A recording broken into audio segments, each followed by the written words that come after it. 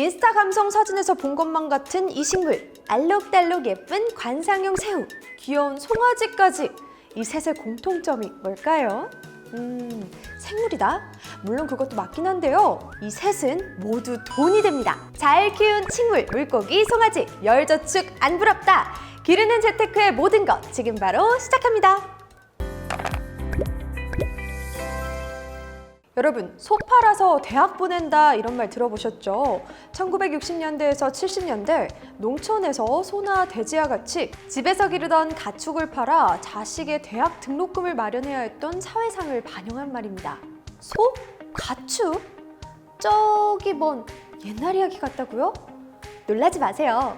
비단 소뿐만이 아니라 식물, 물고기까지 다양한 반려생물을 키우면서 돈을 버는 일명 기르는 재테크가 요즘 젊은이들 사이에서 핫하게 떠오르고 있대요. 소 팔아 대학 등록금이 아니라 소, 식물, 물고기 팔아 재테크 시대가 온 겁니다. 와! 소테크, 식테크, 워테크라는 신조어까지 생겨났다고 하니까 그 인기가 실감이 나시나요? 자, 이렇게 최근 대유행 중인 기르는 재테크는요, 크게 두 가지 유형으로 나눠볼 수 있습니다. 반려생물을 집에서 직접 기르는 유형과 유망한 축산 농가에 투자해 간접적으로 기르는 유형인데요. 첫 번째, 직접 기르는 유형부터 하나하나 살펴볼까요? 직접 기르는 재테크는 한마디로 말해 애호가들의 사랑을 받는 희귀 생물을 길러다가 높은 가격에 되파는 거예요. 그중 가장 대표적인 사례가 바로 식테크와 워테크입니다. 최근 플랜테리어, 아쿠아테리어 등 반려생물을 활용한 집 꾸미기가 대유행하면서 관상 가치가 높은 식물이나 어종에 대한 수요가 날로 늘고 있거든요. 특히 국내에서 쉽게 구할 수 없는 희귀종이라면 그 몸값은 천정부지로 올라갑니다. 아직 덜 자란 희귀식물이나 어종을 구매해서 성체가 될 때까지 예쁘게 키우면 비싼 가격에 리셀할 수 있어요. 뿐만 아니라 번식을 통해서 수입원을 끊임없이 재생산할 수 있는데요. 식물 재테크, 식테크를 예로 들면 희귀식물의 잎이나 줄기를 구해다가 삽목하고 성목이 될 때까지 길러서 판매하는 과정을 무한 반복할 수 있습니다. 이건 물고기를 기르는 재테크, 어테크에서도 마찬가지인데요. 번식력이 강한 물고기종을 키우면 그 새끼들을 분양해서 수익을 올릴 수 있고요. 그러다가 희귀한 무늬의 개체가 태어나게 되면 훨씬 좋은 가격에 판매할 수 있습니다. 그야말로 황금알을 낳는 물고기인 셈이죠. 그렇다면 그 많은 식물과 물고기들 중에 어떤 품종을 기르는 게 좋을까요? 제가 몇 가지 소개해 드릴게요. 첫 번째는 바로 다육이입니다. 다육이는 난이나 화초에 비해서 비교적 재배가 쉬워서 식테크 입문용으로 적합한 품종이에요. 햇빛과 바람이 잘 드는 곳에 두고 보름이나 한 달에 한 번씩 꼬박꼬박 물만 주면 된대요. 작은 다육이를 크게 키워서 되팔아도 좋고요. 모주잎을 여러 번 잘라서 심으며 물량을 늘려도 좋습니다.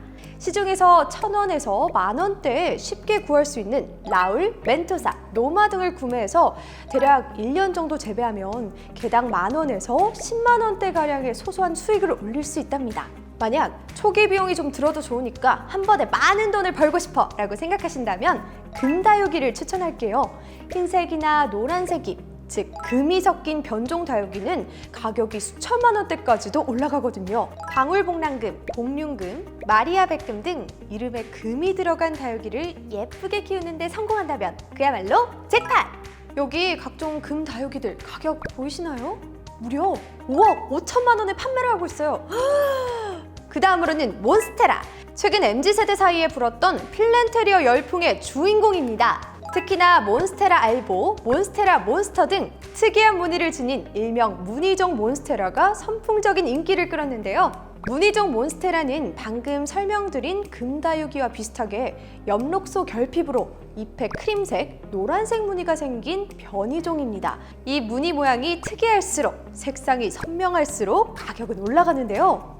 2021년 3분기 중고나라에서 몬스테라 알보 한 뿌리의 최고 거래가가 무려 400만 원 정도였다고 합니다. 사실 이렇게 비싸질 수밖에 없는 게 무늬종 몬스테라를 키우는 게 보통 일이 아니래요. 일반 몬스테라에 비해서 성장이 훨씬 느리고 햇빛량 또 수분량에 따라서 무늬가 사라지거나 잎이 타버리기도 하거든요. 충분한 광량, 높은 습도, 질소 함량이 적은 비료까지 예쁜 무늬를 위한 만반의 준비가 필요하다는 점 명심해 주세요. 그리고 꿀팁 하나 더! 이런 무늬적 몬스테라는 주로 삽수 형태로 거래가 됩니다.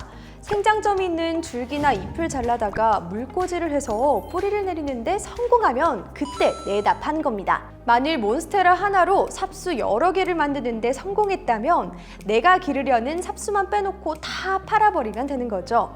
그 삽수를 크게 기르고 다 자란 잎들을 잘라서 다시 삽수로 만들고 그 삽수들을 또 내다 팔기까지 중간에 죽지만 않는다면 수입원을 끊임없이 재생산할 수 있답니다. 세 번째, 관상용 새우입니다.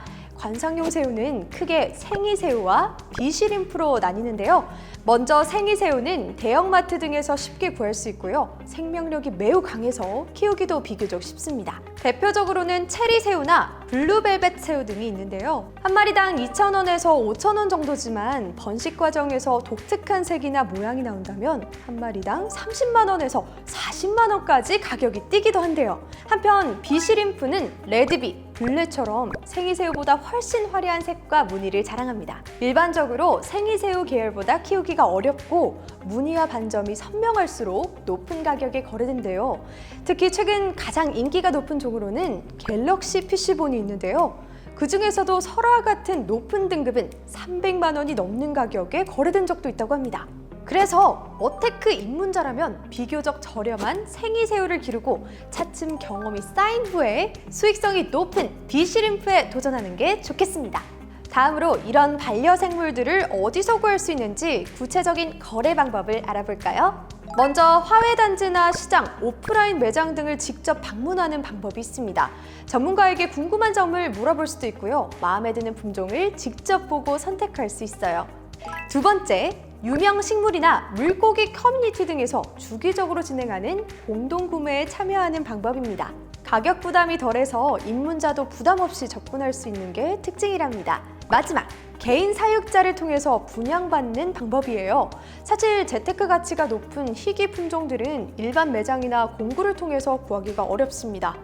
그래서 대부분의 식테크, 어테크 거래는 블로그나 중고거래 사이트를 통해서 개인 대 개인으로 이루어지는 경우가 많대요. 만일 꼭 구하고 싶은 반려생물 품목이 있다면 중고거래 사이트에 이름을 등록해 키워드 알람을 설정해보세요. 자, 이렇게 원하는 반려생물을 구했다면 열심히 가꾸고 되팔아서 쏠쏠한 수익을 올릴 수 있는데요.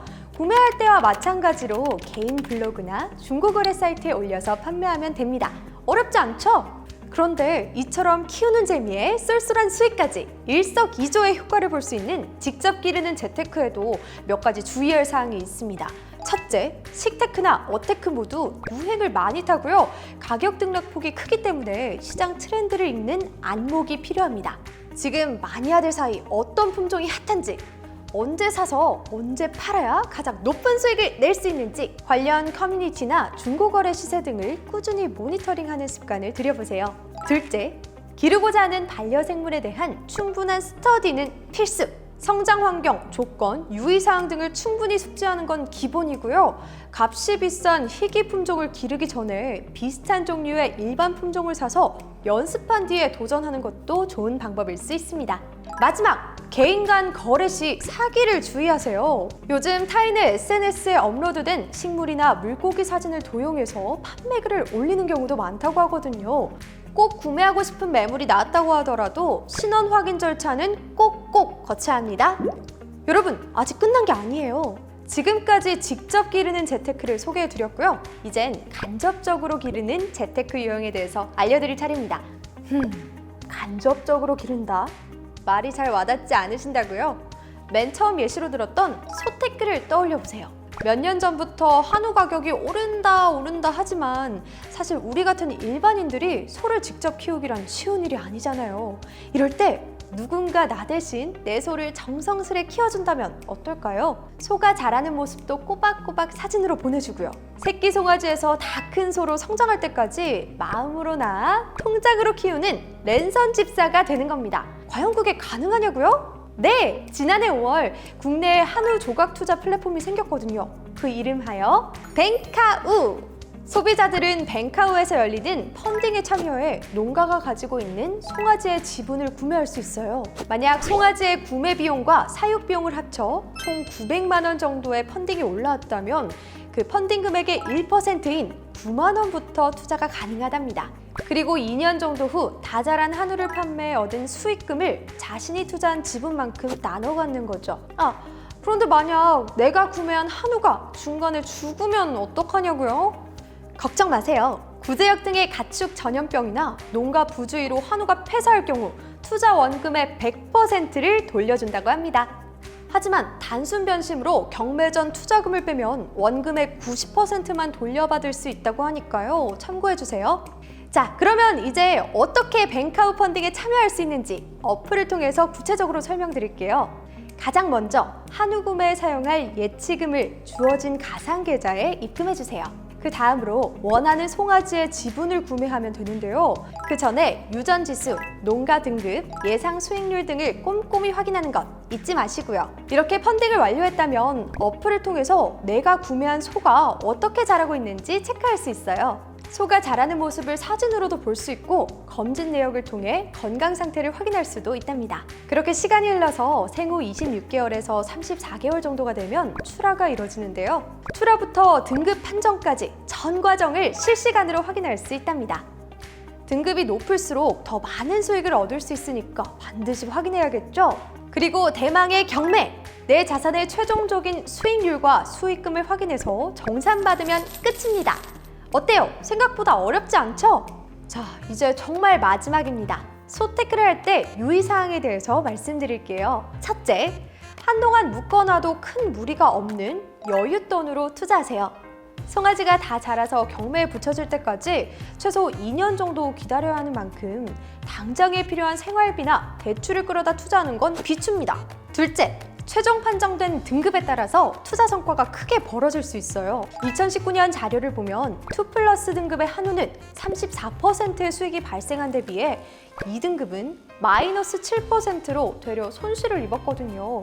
이런 투자 리스크를 조금이나마 줄이고 싶다면 한 마리에 전액을 넣기보단 조금씩 고루 분산해서 투자하는 것도 좋은 방법일 수 있답니다. 자, 지금까지 다양한 생물을 기르면서 돈을 벌 수 있는 기르는 재테크에 대해서 함께 알아봤어요. 직접 희귀 생물을 길러서 분양하는 식테크, 어테크부터 전문가의 손길을 빌려서 송아지를 기르는 소테크까지 여러분도 집사가 돼보는 건 어떠세요? 기르는 재테크 3줄 간단 요약. 첫째, 나에게 맞는 재테크용 반려생물을 찾아라. 식테크, 어테크와 소테크 중에 어떤 게 본인에게 가장 잘 맞을지 충분한 스터디 후 결정하셔야 합니다. 둘째, 당장 생활에 필요하지 않은 여유 자금으로 투자하라. 반려생물이 충분히 자랄 때까지 기다려야 하니까 생활비로 투자하는 건 금물이라고 말씀드렸죠? 셋째, 시장 트렌드를 읽는 안목을 길러서 높은 가격에 되팔아라. 언제 사서 언제 팔아야 높은 수익을 낼 수 있는지 시장 흐름을 읽기 위한 모니터링은 필수!